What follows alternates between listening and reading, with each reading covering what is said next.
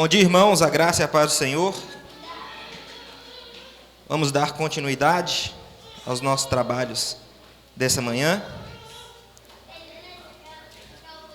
Gostaria rapidamente de ler uns salmos com os irmãos, né? Sempre bom. Salmo de número 113.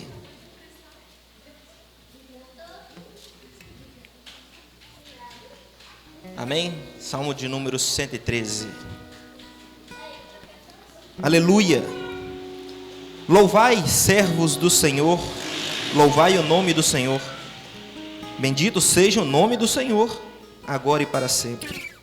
Do nascente do sol até o ocaso, louvado seja o nome do Senhor. Excelso é o Senhor, acima de todas as nações, e a sua glória acima de todos os céus. Quem há semelhante ao nosso Senhor, nosso Deus, cujo trono está nas alturas, que se inclina para ver o que se passa no céu e sobre a terra? Ele ergue do pó o desvalido e do monturu o necessitado, para o assentar ao lado dos príncipes, sim, com os príncipes do seu povo. Faz que a mulher estéril viva em família e seja alegre, mãe de filhos. Aleluia.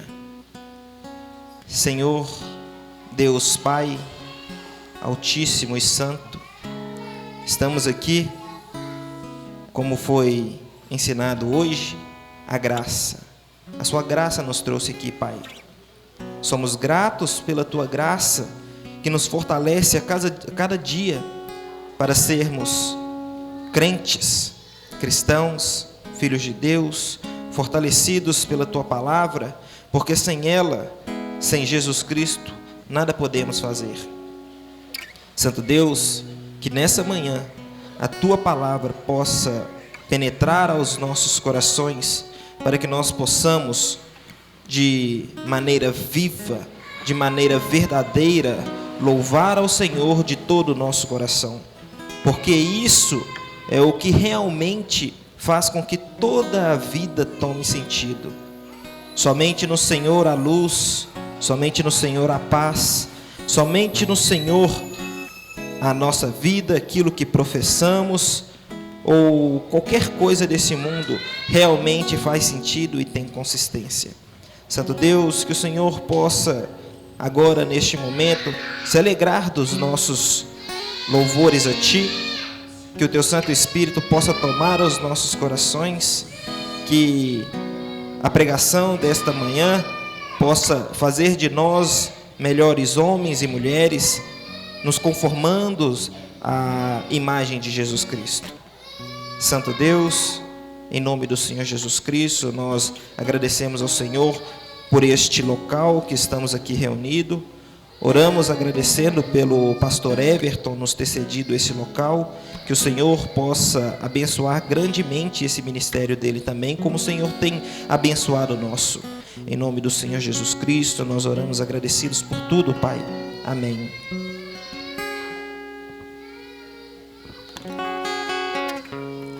Glória a Deus. Essa semana eu tive meditando bastante sobre a história de Marta e Maria. Para quem não sabe, essa história conta de uma visita de Jesus na casa delas. Enquanto Marta estava completamente afobada, procurando o tempo todo fazer coisas, Maria se sentou aos pés de Jesus para ouvi-lo. Essa história, ela falou muito comigo, porque muitas vezes a gente anula o nosso tempo com Deus em nome de Deus. O que eu quero dizer com isso? Muitas vezes nós temos que ser mulheres para a honra e glória do Senhor, homens para a honra e glória do Senhor, e tentamos seguir as nossas vidas, o nosso cotidiano, fazer as nossas coisas, trabalhar para a glória de Deus. Nós tentamos estudar para a glória de Deus, ser mães e cuidar dos nossos filhos para a glória de Deus. Só que nós não podemos de forma alguma negligenciar o nosso tempo com Deus. Quando pensamos nos avivamentos que tivemos para trás, tudo começou com o básico: oração, leitura da palavra, busca ao Senhor. que nós nunca venhamos negligenciar tudo que o Senhor nos oferece. A eternidade, ela começa aqui. Aproveitar o tempo com Deus, a gente começa aqui. O Senhor está à porta e aquele que o buscar, o Senhor, ele responde. O Senhor, sabe, a presença dele é real. Então, que nós nunca venhamos esquecer que a essência, que tudo que fazemos é para a glória de Cristo, amém? Glória a Deus.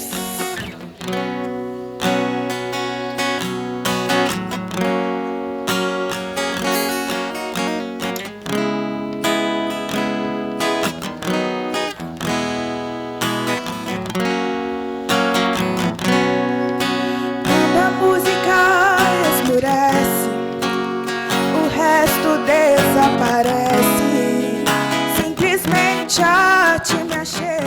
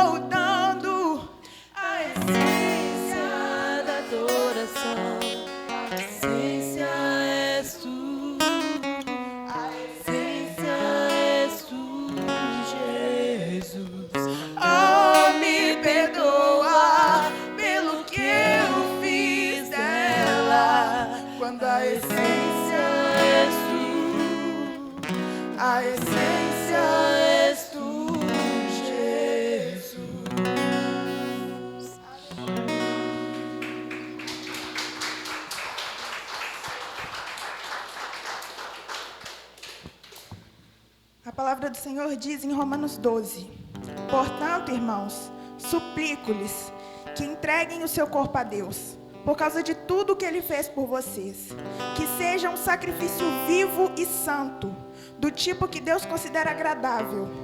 Essa é a verdadeira forma de adorá-lo. Não imitem o comportamento e os costumes desse mundo, mas deixem que Deus os transforme por meio de uma mudança em seu modo de pensar, a fim de que experimentem a boa, agradável e perfeita vontade de Deus. Aleluia.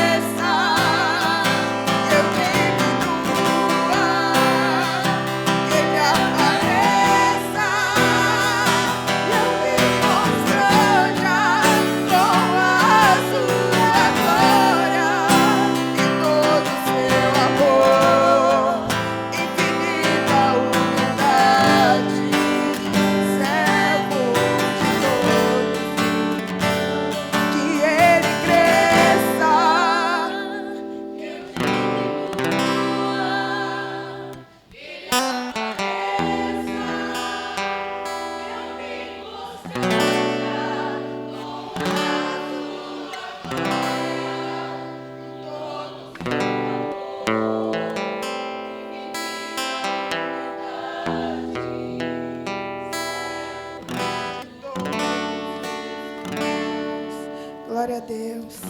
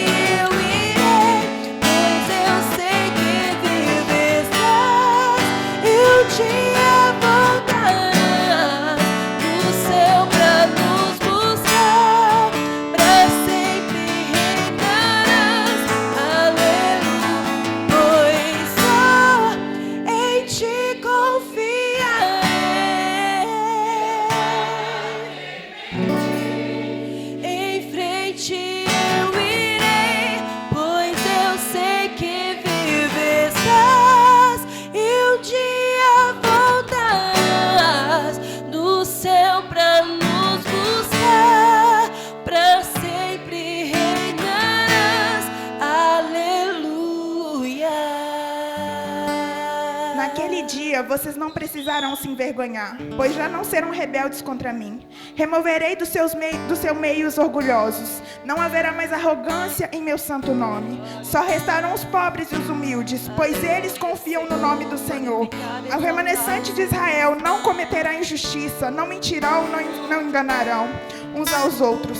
Comerão e dormirão em segurança. Não haverá quem atemorize. Cante, ó filha de Sião, grite bem alto, ó Israel. Alegre-se e exalte de todo o coração, ó preciosa Jerusalém. Pois o Senhor removerá as acusações contra você, dispersará os exércitos de seu inimigo. O Senhor, Rei de Israel, estará em seu meio, e você nunca mais temerá a calamidade. Aleluia. Pois só em ti confiarei,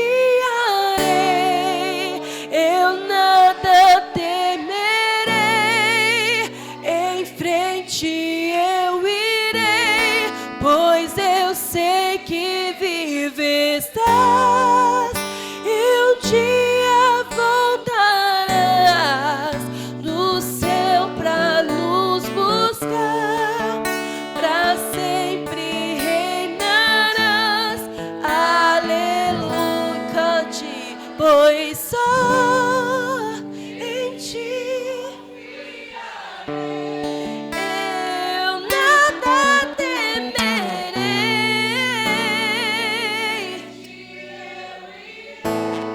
pois eu sei que vives, ele vive está.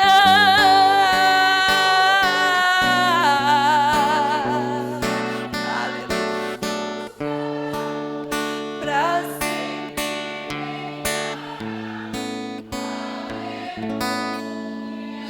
Glória a Deus, aleluia.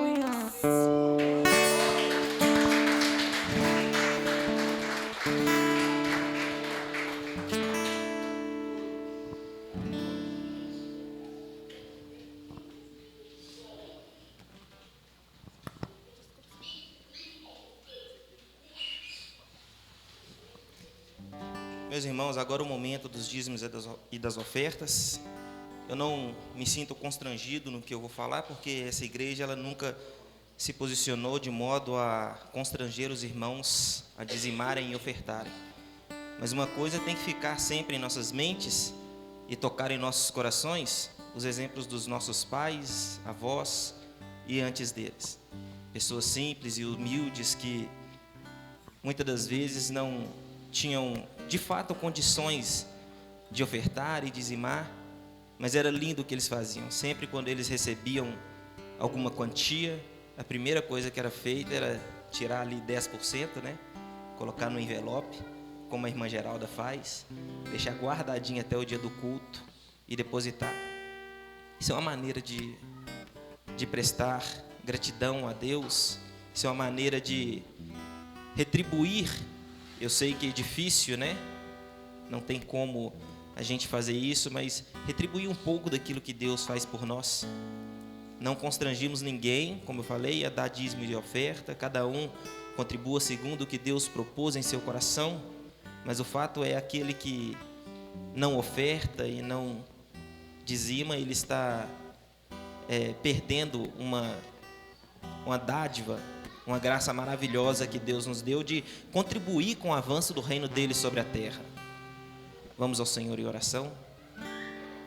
Santo Deus, primeiramente nós damos graças ao Senhor pela Tua graça maravilhosa sobre as nossas vidas, primeiramente de ter nos dado a graça da salvação, da redenção que há em Jesus Cristo. Agradecemos, Senhor Deus, porque todos os dias o Senhor tem nos amparado e nos dado com o que comer, vestir, lugares para uma casa para nos proteger do sol e da chuva. O Senhor tem sido um Deus bondoso.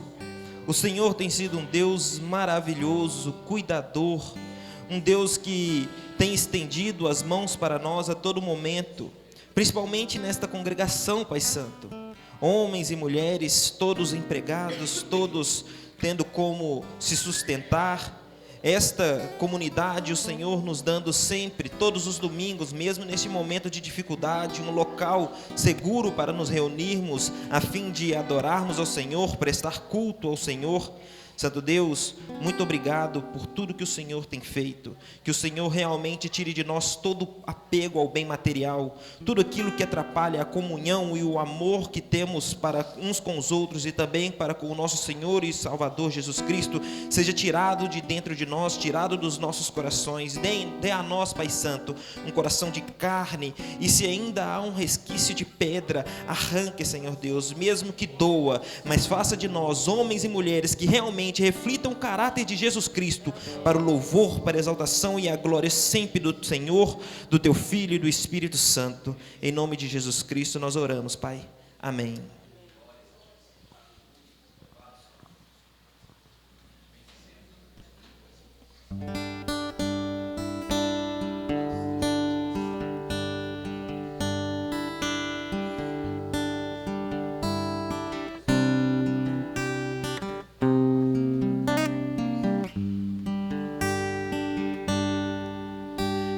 Espírito, em verdade, te adoramos.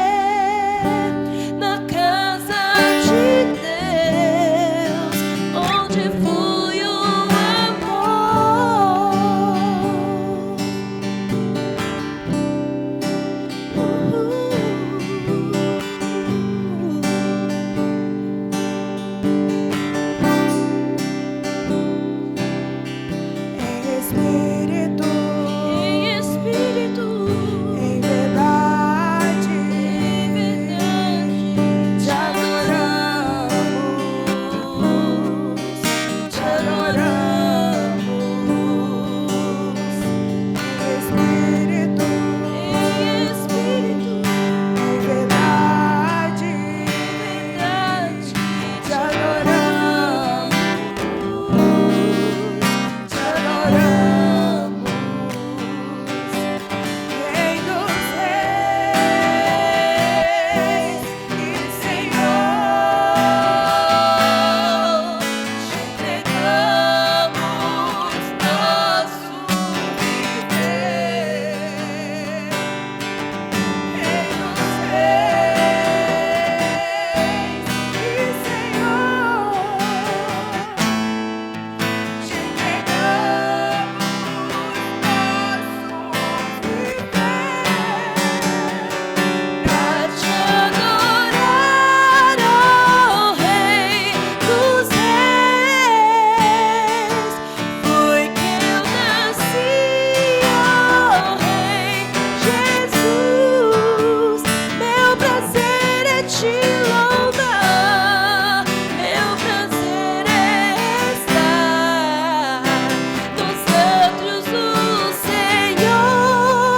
Meu prazer é viver na casa de Deus, onde flui o amor,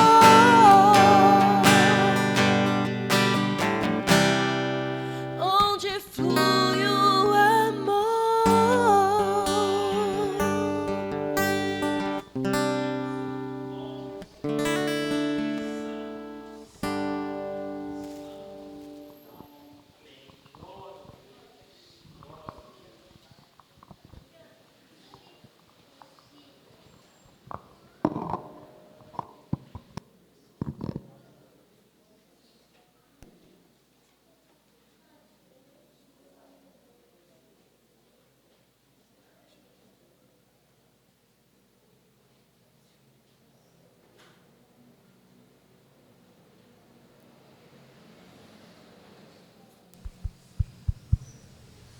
E. Bom dia, meus irmãos. Saudade de estar aqui no púlpito, hein? Fiquei um bom tempo ali na escola e agora estou aqui de volta. Quero convidar você a abrir comigo em Lucas 13. Lucas 13, verso 18. Hoje nós leremos dos versos 18 ao verso 21. Lucas 13, 18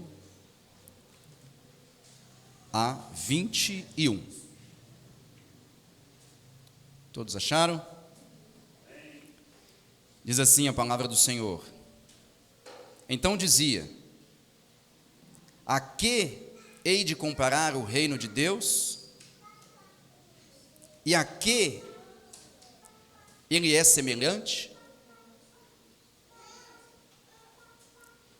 É semelhante a uma semente de mostarda, a qual o homem, lançando sobre o seu jardim, ela cresce e se torna uma árvore, na qual os pássaros dos céus fazem nos seus ramos a sua morada. E disse novamente: a que hei de comparar o reino de Deus? É semelhante a um fermento, o qual uma mulher, tendo lançado sobre 3 medidas de farinha, leveda toda a massa. Vamos orar ao Senhor. Pai amado, Eis a tua palavra viva, eficaz, inspirada, infalível, inerrante, suficiente. Que o Senhor nesta manhã faça o seu livro vivo a mim. Que o Senhor faça o seu livro vivo a nós. Eu suplico a Ti em nome de Jesus. Amém. Podem se assentar, meus irmãos. Essa é uma passagem pequena, de poucos versículos, mas que nos ensina grandes coisas. Grandes coisas. E é interessante que eu já faço aqui um paradoxo, né, ou um contraste, quando eu digo que essa é uma passagem pequena, mas que nos ensina coisas grandes. E esse contraste, ele é extremamente pertinente, porque Jesus, muitas vezes que ele conta as suas parábolas, ele sempre constrói, na maioria das vezes ele constrói as suas parábolas em contrastes. E quando eu estava meditando nesse texto e entendendo o contraste que ele apresenta, eu estava refletindo de que o coração humano, ele é voltado para coisas grandes. No sentido de que ele começa ansiando por algo grande, e logo que ele o conquista, ele passa a buscar algo maior ainda. E o coração humano, caído, afastado de Deus, morto em delitos e pecados, ele acaba se tornando insaciável, ou seja, ele é insaciável, de tal maneira que ele deseja coisas grandes, e à medida que ele vai obtendo coisas grandes, aquelas coisas que antes pareciam enormes, se tornam tão pequenas que esse coração perdido, morto, manchado pelo pecado, continua buscando coisas ainda maiores, e o coração caído, o homem morto em seus delitos e pecados, o coração dele acaba sendo um poço sem fundo. Se ele busca muito dinheiro, uma vez que ele o alcança, ele vai querer mais dinheiro ainda. Se ele busca sucesso, uma vez que ele alcança, ele vai buscar mais sucesso ainda. Se ele busca prazer, uma vez que ele alcança, ele vai buscar mais prazer ainda. Ou seja, o coração humano, no seu estado natural, é um coração insaciável.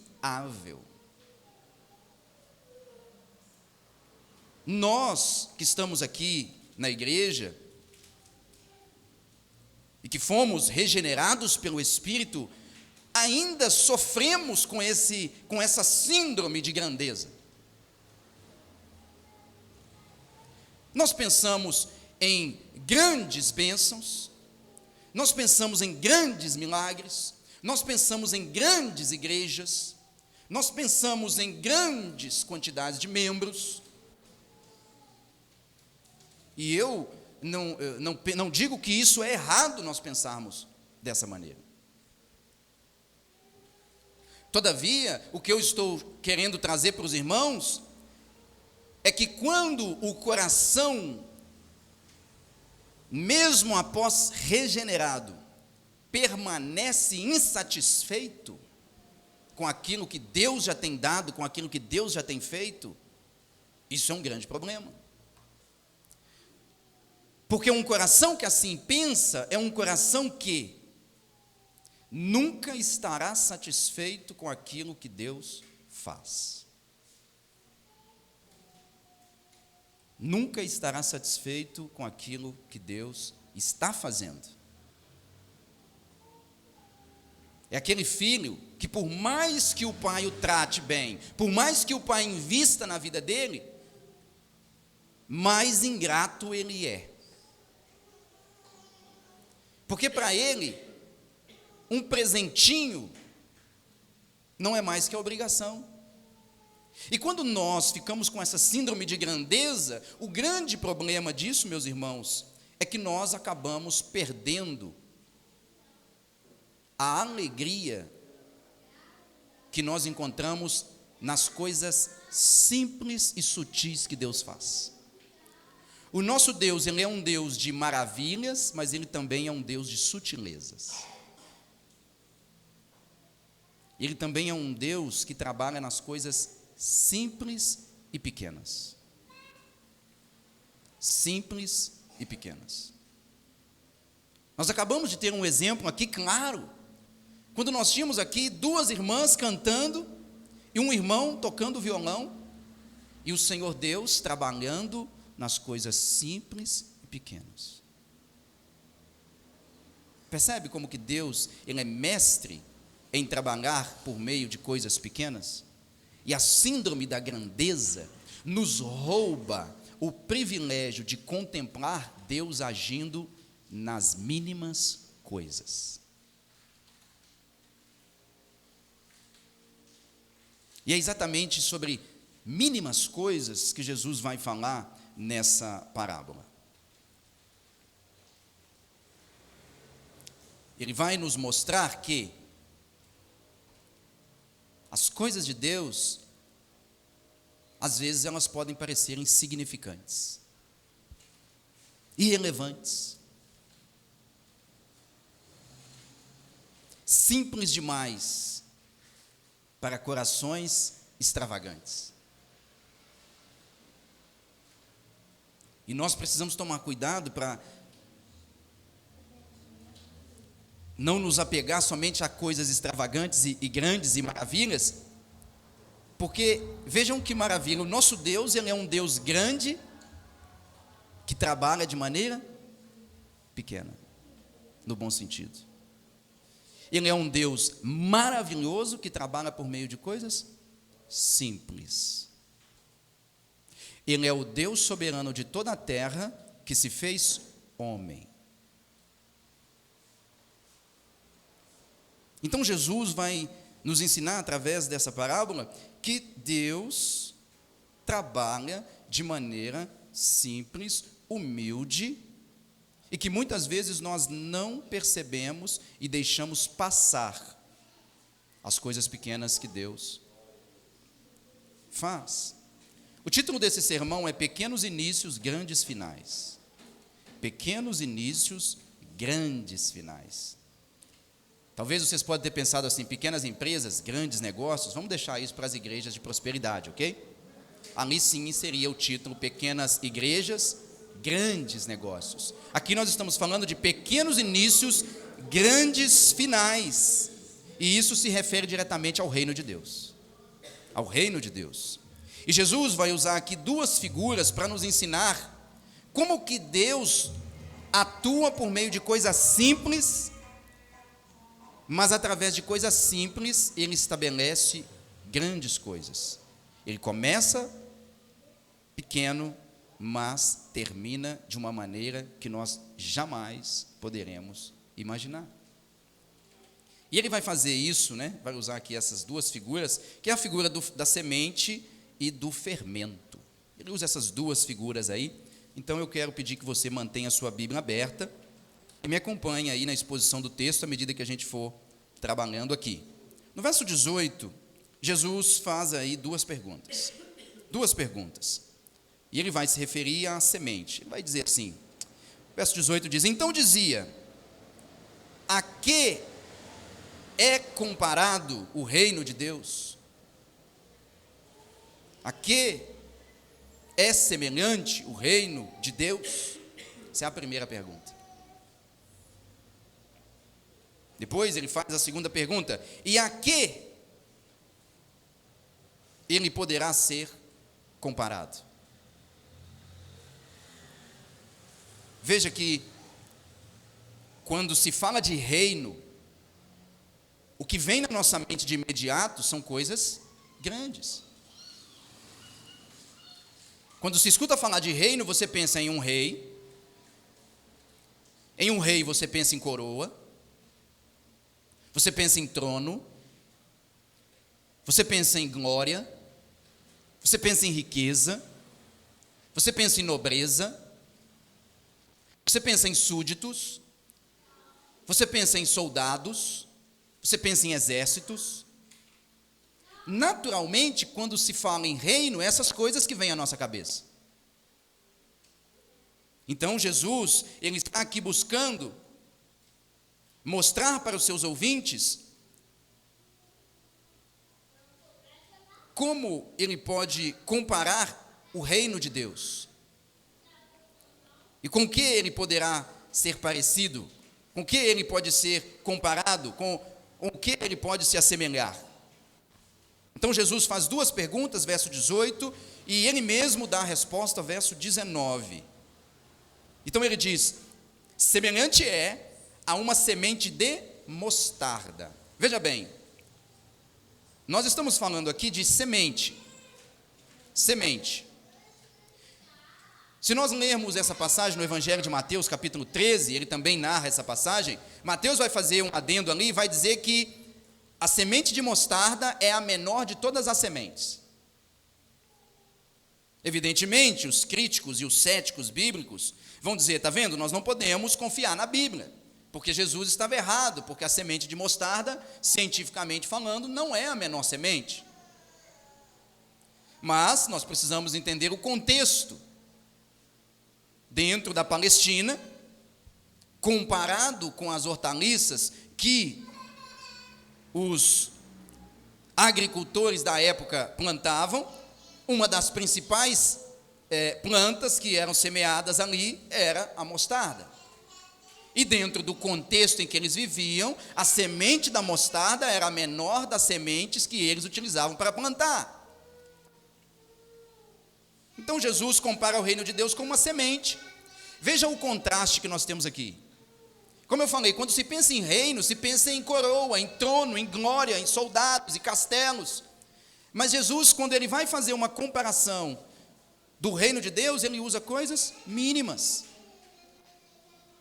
O reino de Deus, ele é semelhante à semente do grão de mostarda, que é a menor da semente, a qual um homem, tendo lançado em seu jardim, ela cresce, ela desponta e se torna o quê? Uma árvore. Uma árvore. O que Jesus está dizendo aqui? O reino de Deus, ele é comparado a uma sementezinha, que para a maioria das pessoas é algo insignificante, é nada, cabe na palma da minha mão. O reino de Deus começa dessa maneira. A gente começa na caminhada cristã e a gente parece que a gente não vê nada acontecendo. A gente não vê nada. Deus vem através da graça, como o Bernard disse, pelo Espírito, planta dentro de nós uma sementinha mínima, pequena, que na visão da grande maioria é algo insignificante, irrelevante, desnecessário.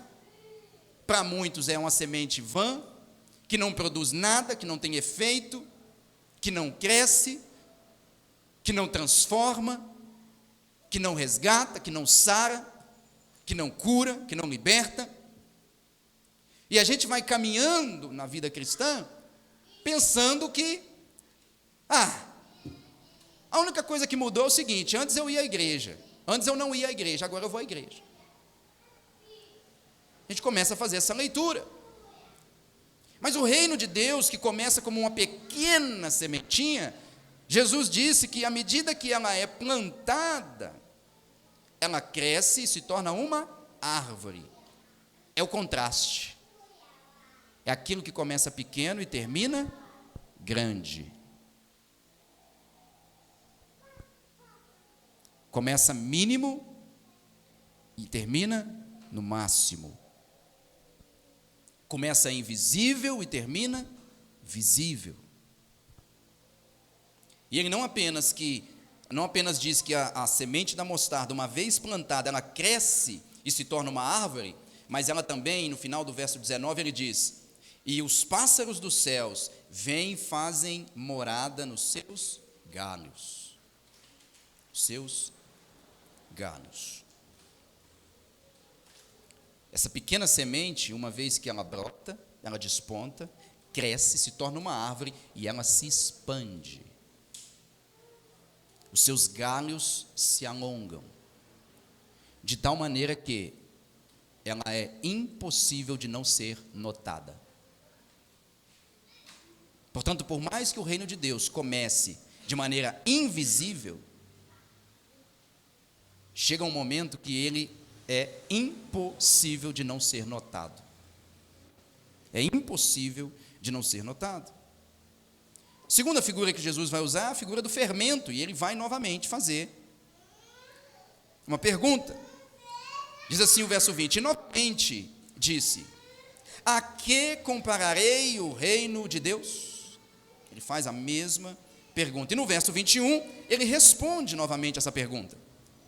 Ele diz: é semelhante a um fermento, a qual uma mulher, tendo colocado sobre 3 medidas de farinha, cresce ou avança até que toda a massa seja levedada. É interessante que quando Jesus contou essa parábola, a palavra fermento, ela não era bem vista pelas pessoas daquela época.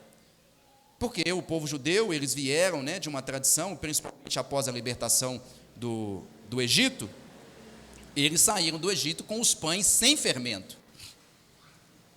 Então, a figura do fermento era vista como algo negativo.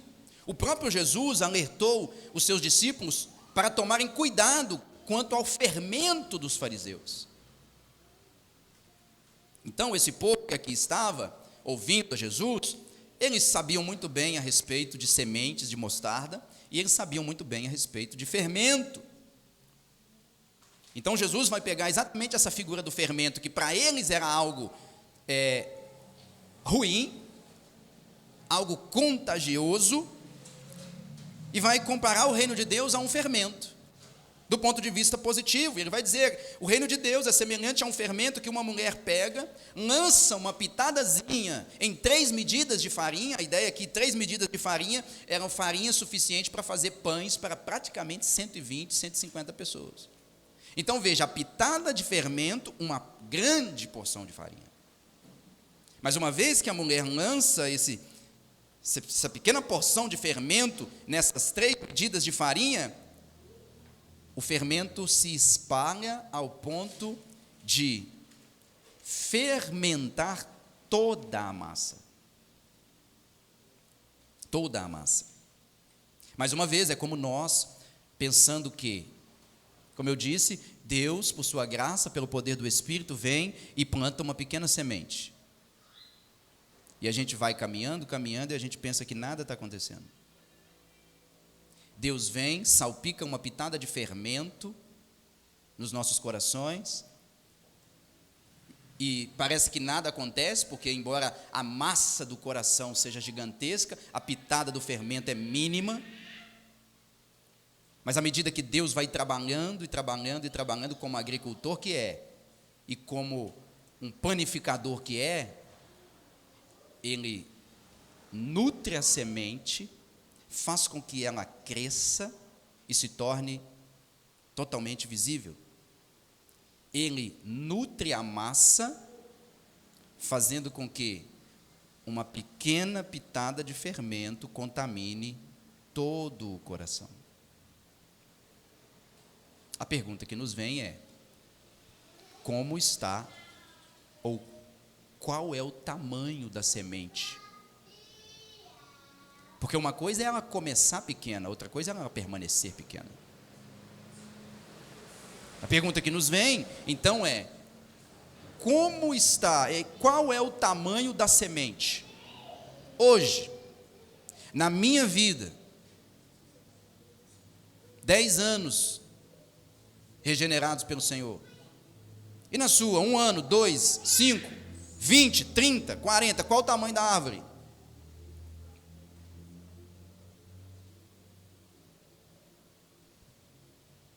Qual o tamanho do pão? Qual o tamanho da massa? Sabe quando você coloca, vai fazer já aconteceu muito isso comigo, você vai fazer um bolo. Você coloca todos os ingredientes: farinha, açúcar, ovos, leite, manteiga. Ah, vou fazer, pastor, um bolo de cenoura. Pega a cenoura, descasca, bate ela junto com a massa, faz, vem, você fala: não, vai ficar uma delícia. Coloca no forno e vai preparar a calda de chocolate, enquanto ele assa. Aí você começa a olhar ali no forno, você vai lá, acende a luz. Nossa, aconteceu alguma coisa.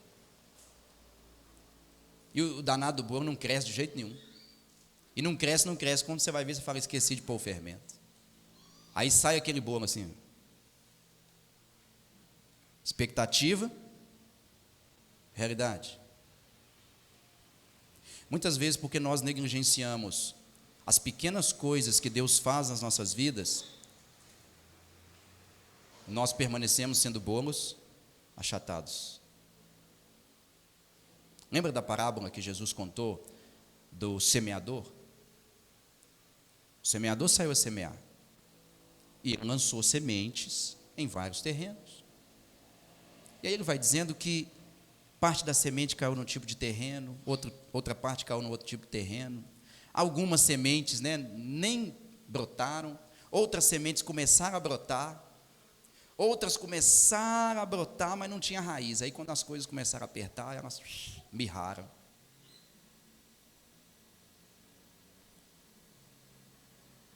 O reino de Deus começa pequeno, termina grande.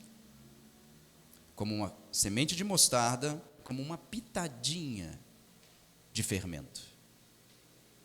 E é interessante que Jesus conta essa parábola, porque essa parábola, ela cai muito bem para quem está ouvindo Jesus.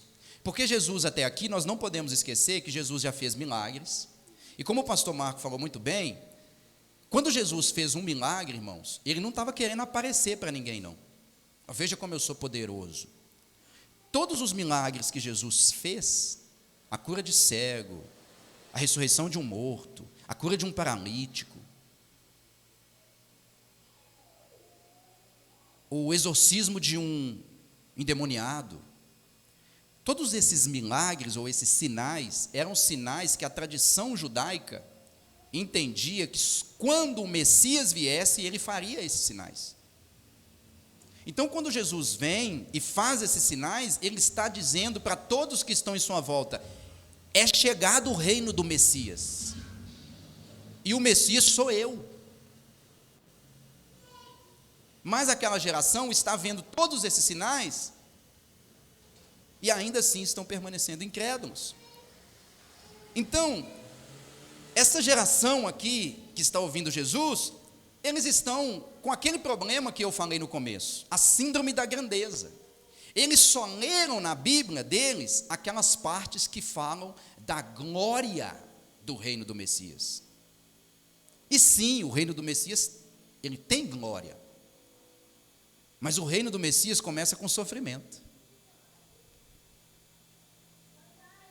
Por exemplo, o Salmo 2, de 6 a 9, olha a grandeza do rei, a grandeza do rei que reina sobre o reino de Deus. Salmo 2, de 6 a 9.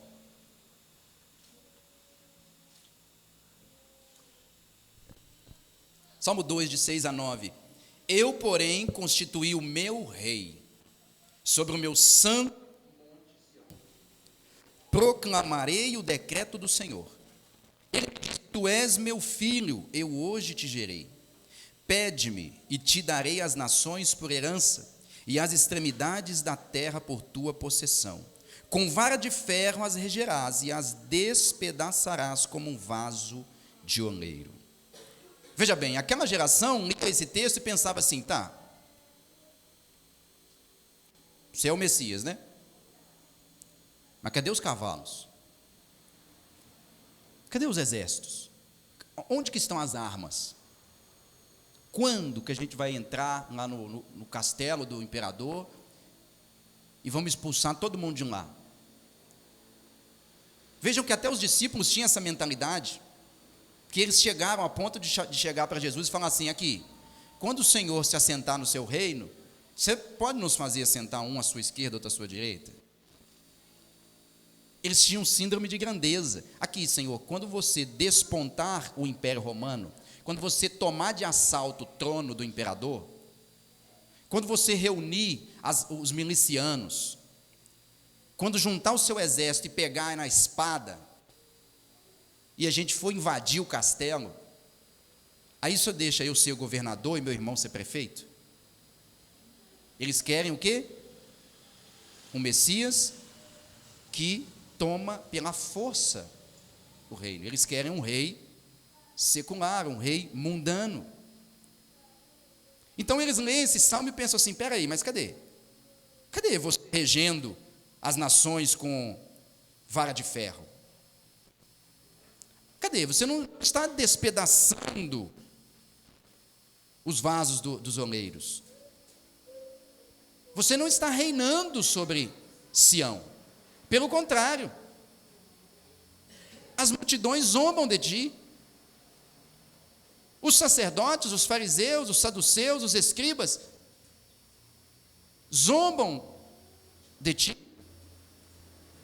No Salmo 72, versos de 1 a 3, também fala um pouquinho da glória do reino do Messias.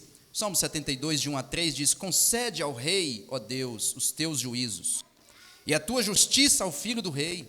Julgue ele com justiça o teu povo, e os teus aflitos com equidade. Os montes trarão paz ao povo, também as colinas a trarão com justiça. Lembremos, irmãos, que Israel estava sob o domínio e a opressão do Império Romano nos dias de Jesus. E nada mais normal do que esperar que o Messias, o rei de Israel, viesse para julgar os inimigos do povo com justiça, para resgatar os aflitos com equidade. Mas não é isso que eles estão vendo. Eles estão vendo ainda a semente de mostarda. E pelo fato de não estarem vendo ainda um rei assentado em seu trono, cuja aba das suas vestes descem do teto do templo até o chão, eles não conseguem ver. Tudo que eles conseguem ver é um carpinteiro que vem de Nazaré e ainda pergunta: pode vir alguma coisa boa de Nazaré? É só que eles conseguem ver.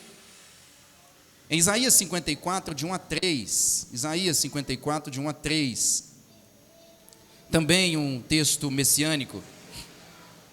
Isaías 54, de 1 a 3. Ele diz assim, Isaías 54, 1 a 3: canta alegremente, ó estéreo, que não deste à luz. Exulta com alegre canto e exclama, tu que não tiveste dores de parto. Porque mais são os filhos da mulher solitária do que os filhos da casada, diz o Senhor. Ele está falando aqui a respeito dos filhos de Deus, do povo de Deus se aumentando. Mas o cristianismo começou ali com, como eu disse, um carpinteiro. E ele começa com 12 discípulos que não eram homens letrados, pescadores, homens comuns. Mas onde está a numerosa quantidade de filhos? Onde está?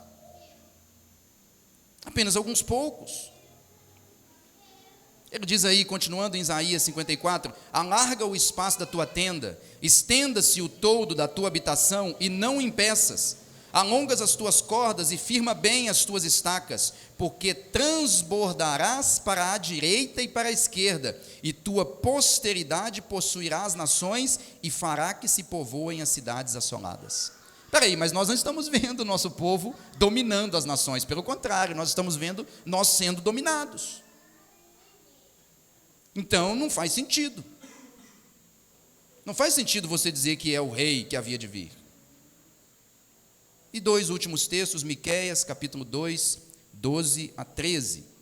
Miqueias, capítulo 2, 12 a 13. Certamente te ajuntarei todo, ó Jacó. Certamente congregarei o restante de Israel. Pô-los-ei todos juntos, como ovelhas no aprisco, como rebanho no meio do seu pasto. Farão grande ruído por causa da multidão dos homens. Subirá diante deles o que abre caminho. Eles romperão, entrarão pela porta e sairão por ela. E o seu rei irá diante deles. Sim, o Senhor à sua frente. Jesus não está liderando Israel. Jesus não está marchando em cavalos. Pelo contrário, ele entra em Jerusalém montado em um jumentinho.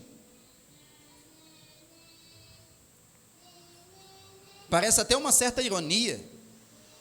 O rei, que geralmente é visto pela grande maioria como aquele que vem montado em um cavalo branco, ele entra, a entrada triunfal de Jesus é sobre um jumentinho.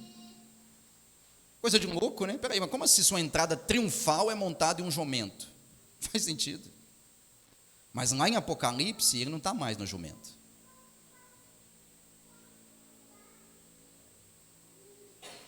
Ele está montado em um cavalo branco e da sua boca sai uma espada afiada. O último texto, Miqueias ainda 4, versículo 1 a 2. Miqueias 4, de 1 a 2. Miqueias 4, de 1 a 2. Mas, nos últimos dias, acontecerá que o monte da casa do Senhor será estabelecido no cimo dos montes, e se elevará sobre os outeiros, e para ele afluirão os povos. Veja bem, os povos não estão seguindo a Jesus. Pelo contrário, os seus seguidores são uma minoria. Os povos estão o rejeitando. Irão muitas nações e dirão: vinde, e subamos ao monte do Senhor e à casa do Deus de Jacó, para que nos ensine os seus caminhos e andemos pelas suas veredas, porque de Sião procederá a lei e a palavra do Senhor de Jerusalém. Poucos discípulos, iletrados, homens simples, prostitutas, pecadores, publicanos. Esses são os seguidores de Jesus Cristo. E a grande multidão, a grande maioria das pessoas estão pensando assim: mas peraí, mas esse é o rei? Cadê o reino que você está falando? Ao passo que quando ele foi entregue por Pilatos para ser crucificado, em cima da sua cruz estava escrito: Jesus, Rei dos Judeus. Não como uma forma de reconhecimento de que ele era rei, mas como uma forma de zombaria. Mas que rei? Pilatos chegou para ele e falou assim: tu és rei? Como se dissesse assim: você é rei? Mas cadê sua coroa? Cadê seus súditos? Cadê seu reino? Invisível. Invisível. Mas como eu disse, pequenos inícios, grandes finais. Pequenas sementes, grandes árvores. Pitadas de fermento, grandes massas. O reino de Deus começa como semente, como pitada de fermento, mas ele cresce, avança, de tal maneira que, já nos dias depois da morte de Cristo, o cristianismo se espalhou por todo o Império Romano e desbancou, não pela espada, mas pela proclamação do Cristo crucificado e do reino de Deus, todas as forças contrárias ao Rei dos Reis. A questão, irmãos, que nos vem a respeito dessa parábola é a seguinte: primeiro, embora nem sempre fique evidente, Deus está sempre trabalhando. Nós precisamos tomar cuidado, como eu disse, com a síndrome da grandeza, de pensar que Deus só fala no culto quando tem barulho, de pensar que a pregação só é boa quando exorta, quando emociona. Não, nós precisamos estar conscientes de que, embora nem sempre esteja aparente, Deus está sempre trabalhando nas coisas mínimas. Mínimas. O segundo ponto que nos vem é que o evangelho pode parecer, por algum momento, algo insignificante.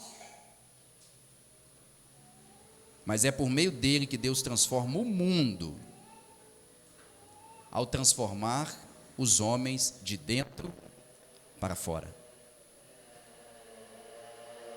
Sim, o evangelho pode parecer por algum momento algo insignificante.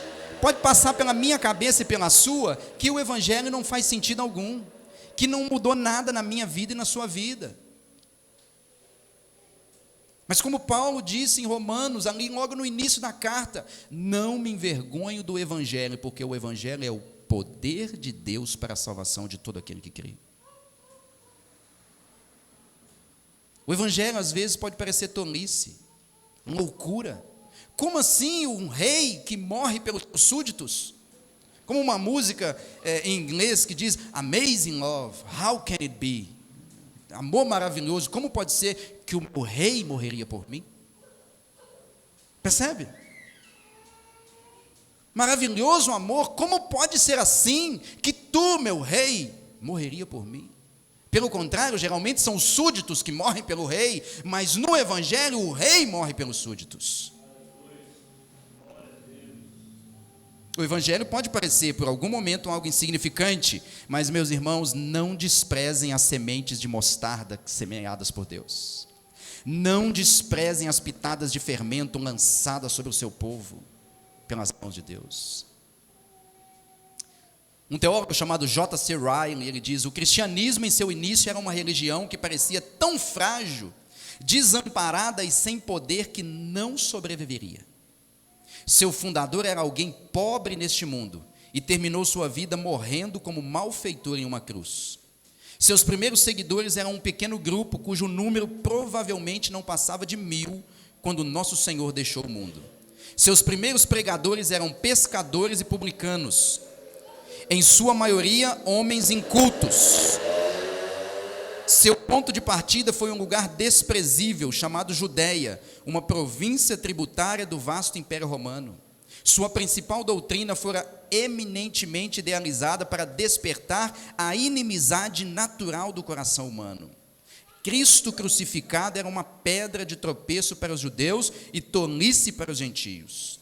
As primeiras movimentações do cristianismo trouxeram para seus seguidores perseguição de todos os lados. Fariseus e saduceus, judeus e gentios, idólatras que não conheciam a Deus e filósofos presunçosos, todos concordaram em odiar e se opor ao cristianismo. Era uma seita contra a qual se falava em todos os lugares. Essas não são afirmações vazias, mas fatos históricos que ninguém pode negar. Se já houve uma religião que, em seu princípio, assemelhava-se a um grão de mostarda, essa religião foi o cristianismo. Veja que o J.C. Ryle, ele diz aqui que provavelmente os primeiros discípulos até a morte de Jesus somavam 1000 no máximo. 1000 no máximo. Uma igreja insignificante, um povinho qualquer, uma seita, a ralé. Nós precisamos entender que o reino de Deus pode parecer por algum momento insignificante, mas ele cresce, desponta, amplia, contamina, se espalha. Terceiro ponto que nós não podemos perder de vista, irmãos: o reino de Deus é tão simples, e eu temo que infelizmente nós como igreja, nos nossos dias, nós perdemos essa noção da simplicidade do evangelho. Nós perdemos essa noção. Nós perdemos a noção de que o simples fato de construir uma escada para uma irmã que está necessitada é o mover sobrenatural de Deus. Nós perdemos a noção de que um simples gesto de buscar um irmão ou uma irmã em casa com um carro, de visitar um irmão ou uma irmã, é o mover sobrenatural de Deus. Coisa simples, nós perdemos a simplicidade do evangelho. Nós estamos querendo coisas tão grandes que nós acabamos perdendo os detalhes. E se tem uma coisa que é fantástico contemplar no agir de Deus, é os detalhes. Os detalhes são infinitamente mais maravilhosos do que qualquer tipo de obra grandiosa. Então o reino de Deus é tão simples que o homem perdido vê como algo ridículo.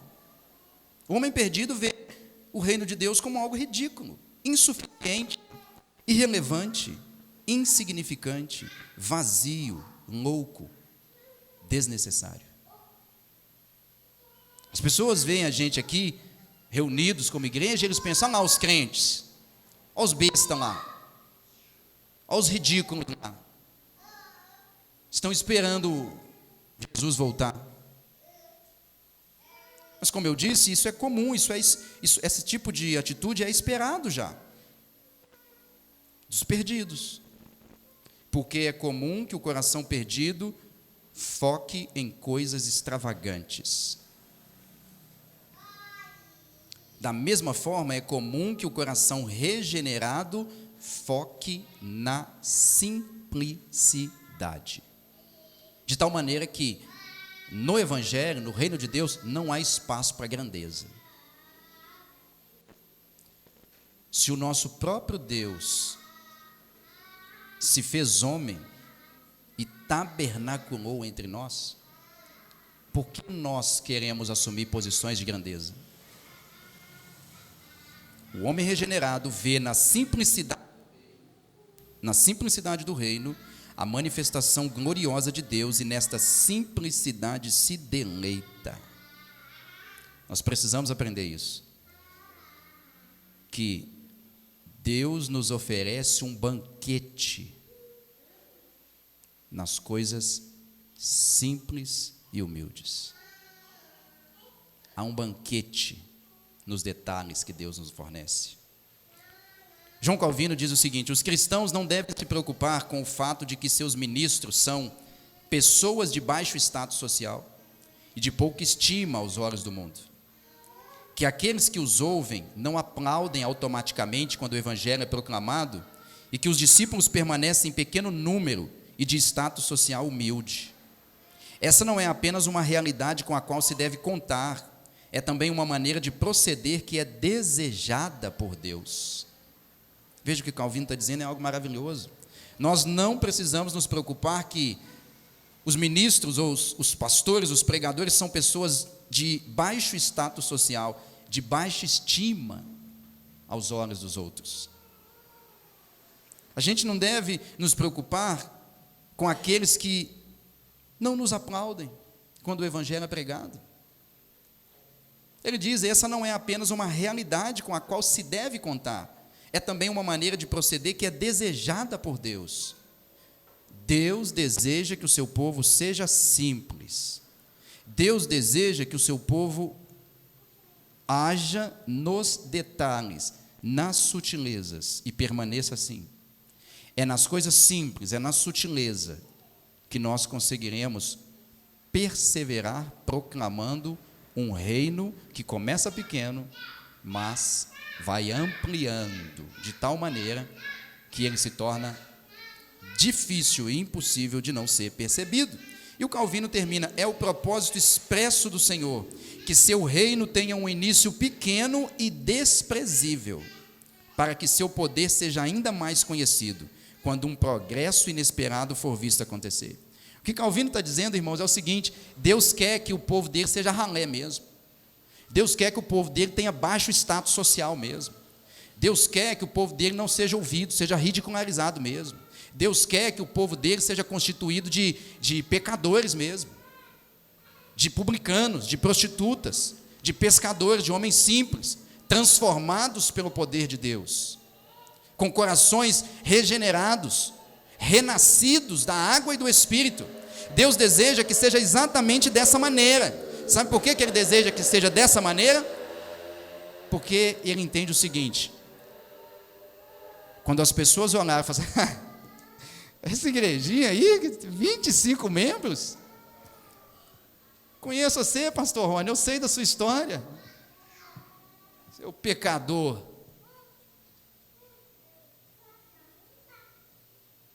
Conheço você, Eli, eu sei da sua história, você está aí pagando de crente.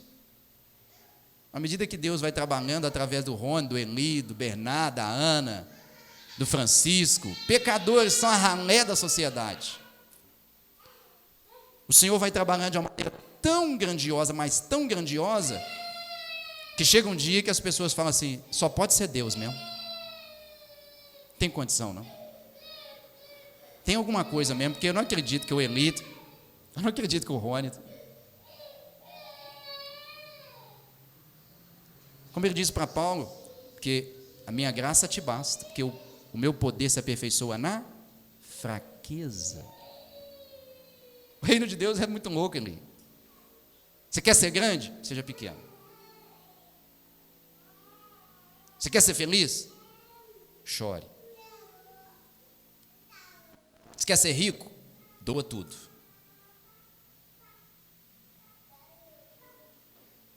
É um reino grande? Começa pequeno. Quarto ponto e último.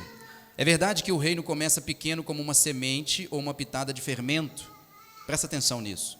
Mas também é verdade que ele não permanece do mesmo tamanho. Para vocês não saírem daqui, para nós não sairmos daqui confundindo que Deus somente coloca uma semente e ponto final. Que Deus apenas espalha o fermento e ponto final. Não. É impossível que a semente plantada por Deus e o fermento polvilhado sobre a massa não permeie todas as áreas da vida. É verdade que o reino começa pequeno como uma semente ou uma pitada de fermento, mas também é verdade que ele não permanece do mesmo tamanho. Antes ele cresce, permeia, domina, se espalha por toda a vida do crente. A pergunta é: espalhou? Desde aqueles primeiros meses na jornada cristã. Lembra aí, pastor Marco, você que tem 50 anos de caminhada. Lembra aí. Lembra os mais recentes aqui, os mais novos, lembra? Desde aqueles primeiros meses, primeiros dias, quando Deus plantou uma pequena semente e introduziu uma pitada de fermento em ti. Qual tamanho tem a árvore que se origina da semente e qual o tamanho da massa levedada pelo fermento? Meus irmãos, se a semente não cresceu, não despontou e não está crescendo, é porque ela está morta. Ela está morta. Se a massa não foi levedada e não está crescendo, é porque o fermento estava vencido. Ou a farinha estava estragada. Se a minha vida e a sua vida não está sendo cada vez mais transformada pelo poder de Deus, pelo reino de Deus, se o nosso foco não está cada vez mais, desde lá atrás, naquilo que Deus faz, em glorificar o nome de Deus, em clamar para a vinda do seu reino, em viver para o reino de Deus, se isso não está acontecendo em nós, tem algum problema em nós. O problema não é a semente, o problema não é o fermento. É provável que esse problema esteja na farinha ou na terra a qual a semente foi semeada. Meus irmãos, é impossível. Jesus mesmo disse que pelos frutos conheceríamos as árvores. Pode a árvore boa dar má fruto? Não. Pode a árvore má dar bom fruto? Não. De tal maneira que é impossível que árvores plantadas por Jesus Cristo deem frutos do diabo. Assim como é impossível árvores plantadas pelo diabo dar frutos de Deus. Começa pequeno, mas cresce, expande, dilata. E se o meu coração, o seu coração não está sendo dilatado, à medida que a semente cresce e a raiz vai entranhando na terra do nosso coração, se o nosso coração não está sendo dilatado, irmãos, tem algum problema em nós. Tem algum problema em nós. E nós não podemos pensar que é só isso. Tá bom, pastor, vim aqui, está tudo bem.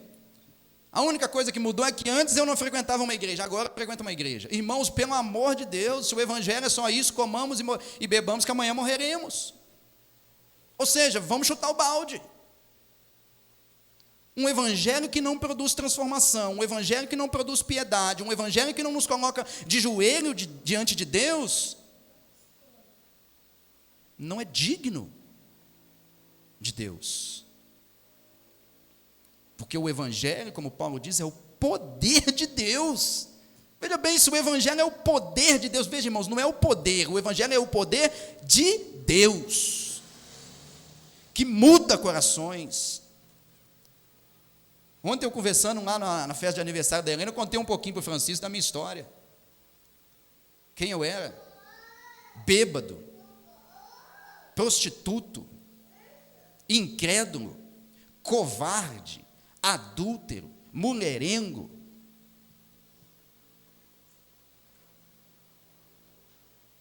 Bandido, fumador de maconha. Vivia vinho, pão e cigarro, vinho, pão e cigarro, vinho, pão e cigarro. Ah, irmãos, mas um dia o Senhor me pegou. Um dia o Senhor me pegou. Ah, irmãos, e o dia que o Senhor me pegou, eu tenho uma certeza daquele dia para cá.